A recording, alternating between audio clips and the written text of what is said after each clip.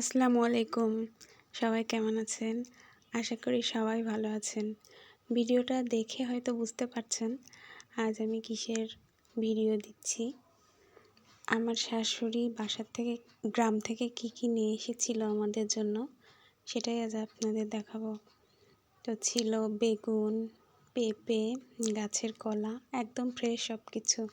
ছিল দই, তারপরে ছিল নারকেল, ৪-৫টা চাল কুমড়া, গাছের লাউ, জাম্বুরাটা গাছের, নারকেলও গাছের, সবই গাছের, লেবু, অনেকগুলো লেবু নিয়ে এসেছিল, আমড়া এনেছিল, আমড়াটা আমার অনেক পছন্দ। তারপরে ছিল পেঁয়াজ, অনেকগুলো পেঁয়াজ নিয়ে এসেছিল। তারপরে ছিল তালের রস। আর এইদিকে হচ্ছে পুঁই শাকটা ওনার ছেলে অনেক পছন্দ করে, এই জন্য খুব যত্ন করে একটু বেশি করে এনেছিল। আর পুঁই শাকটা অনেক ফ্রেশ ছিল, গাছের পুঁই শাক। তারপরে ছিল কচু শাক, কাঁচামরিচ এদিকে ছিল। আর ওনার ছেলে আরেকটা জিনিস পছন্দ করে, সেটা হচ্ছে কচু। কচুটাও অনেক এনেছিল, বেশ কিছুদিন রেখে খেয়েছিলাম। ছিল একটা ওল, যা যা পেরেছি আমি ফ্লোরে ঢেলে রেখেছি, আর কিছু ব্যাগের মধ্যেও আছে।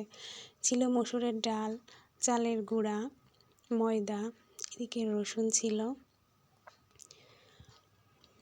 তো এই তো আমার সব কিছু ফ্লোরে ঢালা, এগুলা গুছিয়ে রাখবো।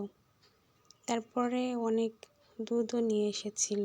তো যেহেতু জার্নি করে অনেক দূর থেকে আসছে, দুধটা নষ্ট হয়ে যেতে পারে, এজন্য ফ্রিজে রেখে দিয়েছি আমি।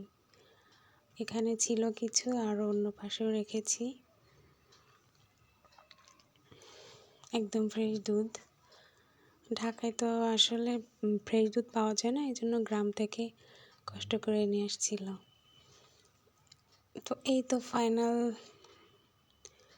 লুকটা, সব কিছু ফ্লোরে এলোমেলো গুছিয়ে নিব।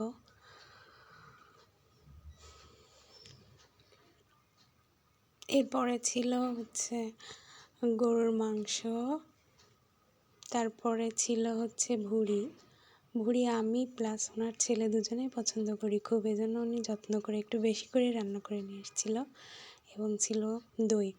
তো আল্লাহ হাফেজ, সবাই ভালো থাকবেন, আমার শাশুড়ির জন্য দোয়া করবেন।